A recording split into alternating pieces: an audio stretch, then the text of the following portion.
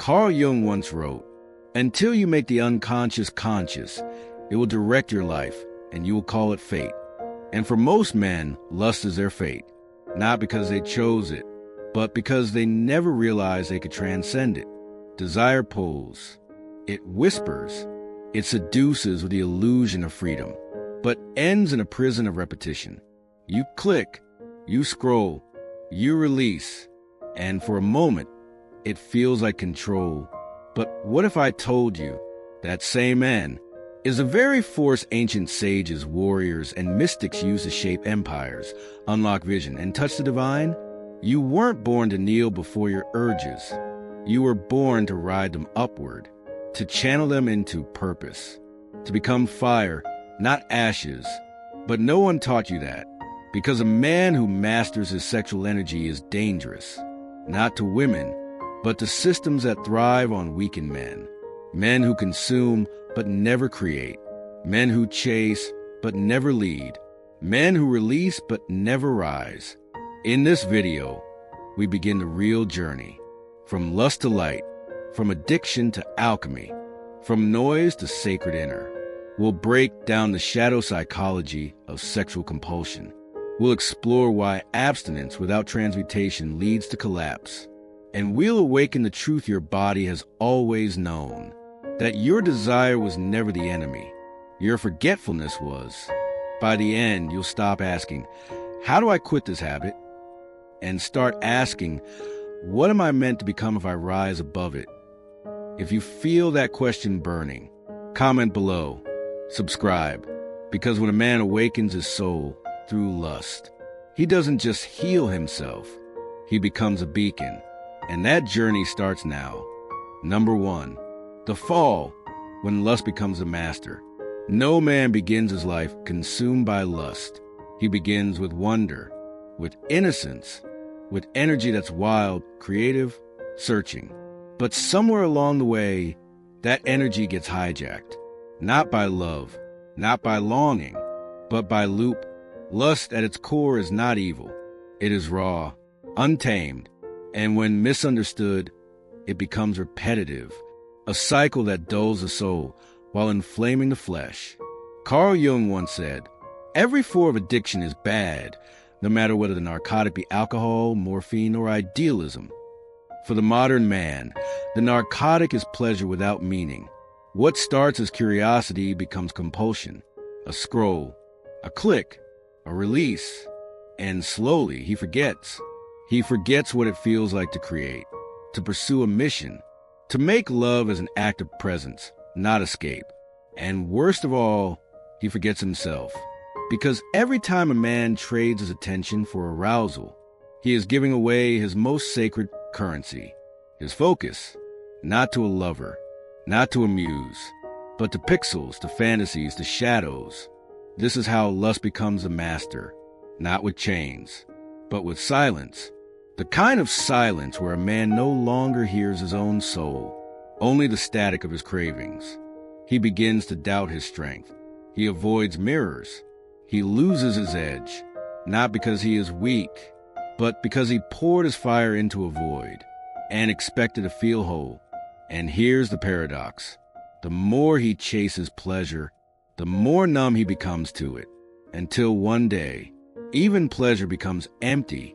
And it is in that emptiness that a whisper begins, a call back to himself, not to repress desire, but to remember desire is not meant to be discharged. It's meant to be directed. That realization is the first crack in the illusion, and through that crack, light begins to enter. Number 2, the shadow of lust, what we're really chasing. What if lust was never really about sex?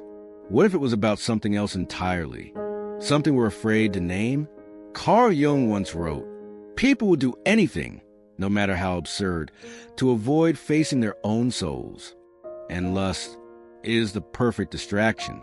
It looks like pleasure. It feels like escape. But underneath lurks something darker. Loneliness, shame, abandonment, unworthiness. Lust becomes a mask men wear when they're too afraid to ask the real questions. Am I enough without this? Would anyone still want me if I didn't perform? What part of me have I locked away because I was told it was too much? Behind every compulsive craving is a hidden cry, not for orgasm, but for wholeness. But instead of turning inward, he turns outward, again and again, chasing novelty, chasing conquest, chasing validation from women who only mirror his forgotten boy. And the irony? He keeps looking for intimacy in places built on avoidance. He trades his time, his energy, his presence for a hit, a moment, a flicker. But the shadow isn't fooled. It watches. It waits. It knows that what he's really chasing is not her body, but his own lost self. The boy who was told to be strong, but never shown how. The teen who learned to equate attention with worth. The man who hides his fear of being truly seen behind filtered fantasies. Lust isn't evil. It's unintegrated.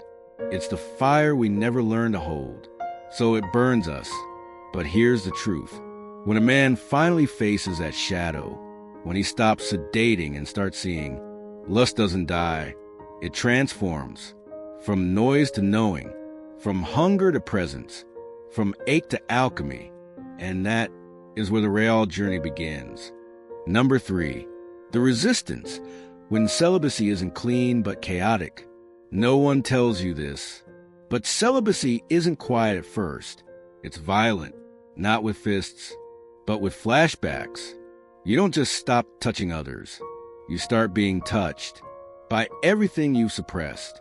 The urges don't go away. They evolve. They appear in dreams, in tension behind your jaw, in sudden mood swings that have no name. The body doesn't thank you. It rebels. The moment you begin to retain your energy, your shadow wakes up. It says, "Oh, you think you're in control now? Let's see how you handle this." Suddenly you feel it. Waves of shame, childhood memories, old wounds dressed as fantasies. You don't just face lust. You face the reason you lusted.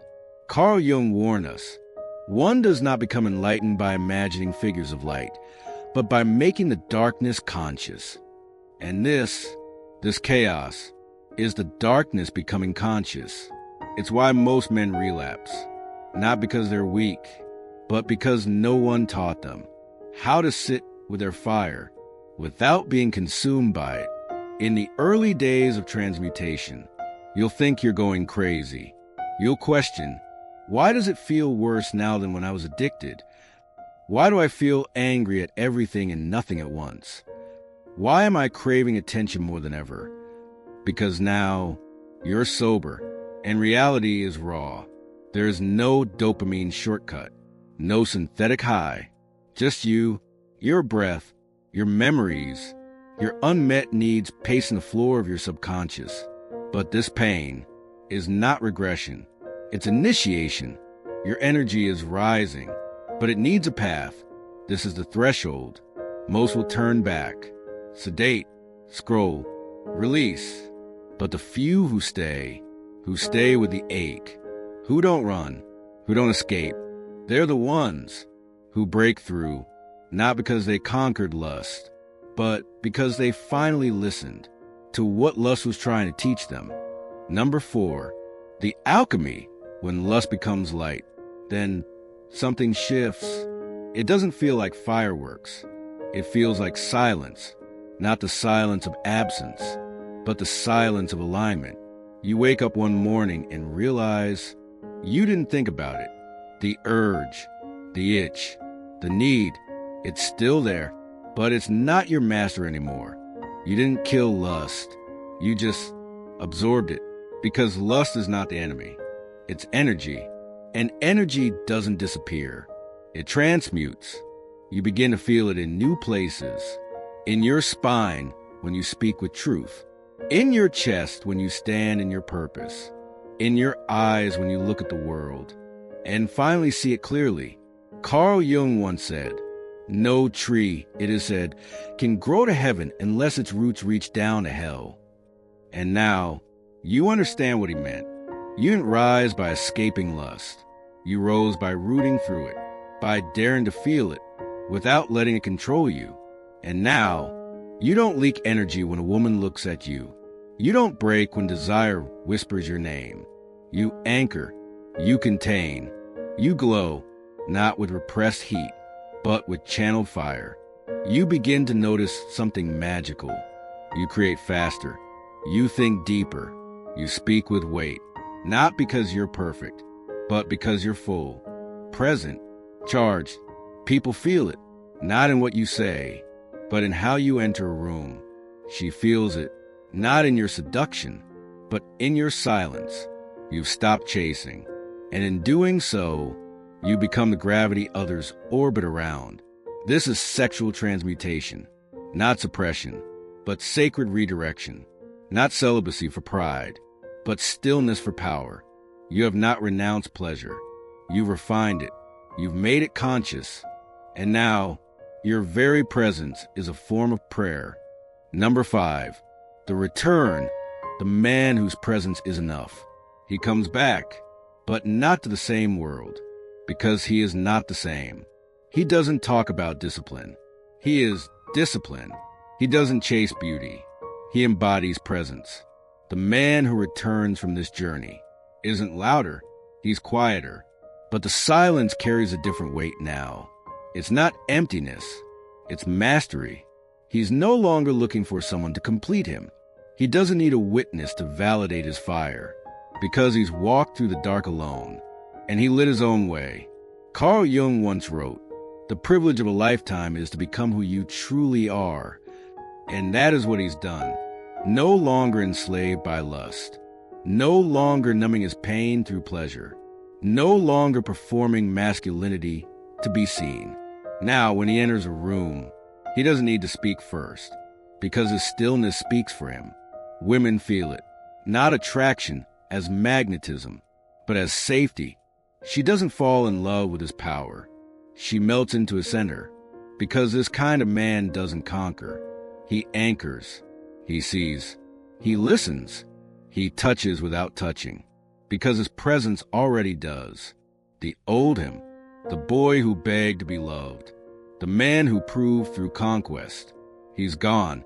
What remains is presence, not desperate to be remembered, but unforgettable nonetheless. This is the man who transformed lust into light, who took the fire that once burned him and used it to build warmth instead of war. He no longer fears silence. He lives in it, and in that silence, he radiates something so rare, so unshakable, that even the world stops to listen. He has returned, but not to seek anything.